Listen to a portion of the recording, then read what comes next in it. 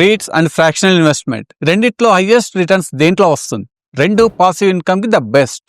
కానీ liquidity, risk and reward వీటిలో చాలా డిఫరెన్స్ ఉంది. అవేంటో ఇప్పుడు చూద్దాం. నంబర్ 1, రీట్స్ లో మినిమం 10,000 తో ఇన్వెస్ట్ చేయొచ్చు. లిక్విడిటీ కూడా చాలా ఎక్కువ. స్టాక్స్ లాగా ఎప్పుడైనా సేల్ చేయొచ్చు. ఫ్రాక్షనల్ ఇన్వెస్ట్మెంట్ లో మినిమం 10 lakhs స్టార్ట్ చేస్తే బెస్ట్. లిక్విడిటీ కూడా చాలా తక్కువ compare to REITs.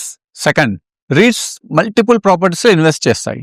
So risk చాలా తక్కువ ఉంటుంది. రిటర్న్స్ కూడా 6 to 8% ఎక్స్పెక్ట్ చేయొచ్చు. బట్ ఫ్రాక్షనల్ లో మీరు సింగిల్ ప్రాపర్టీని డైరెక్ట్ గా కొంటారు. కొంచెం రిస్క్ ఎక్కువే, కానీ రిటర్న్స్ కూడా ఎక్కువ వచ్చే అవకాశం ఉంటుంది. థర్డ్ వన్, రీట్స్ ఇన్వెస్ట్మెంట్ తో కొన్ని యూనిట్స్ కొంటారు which will invest in other properties. మీకు డైరెక్ట్ ఓనర్షిప్ కంట్రోల్ ఉండదు. బట్ ఫ్రాక్షన్ ఇన్వెస్ట్మెంట్ లో డైరెక్ట్ కో ఓనర్షిప్ వస్తుంది. ట్యాక్స్ బెనిఫిట్స్ కూడా ఇండివిజువల్ ఓనర్ లాగా క్లెయిమ్ చేసుకోవచ్చు. Finally immediate exit and stable profits కోసం రీట్స్ ద బెస్ట్. కానీ long term maximum profits and direct ownership కోసం fraction investment is the best. ఈ expert analysis నచ్చితే like చేయండి అండ్ ఛానల్ సబ్స్క్రైబ్ చేసుకోండి.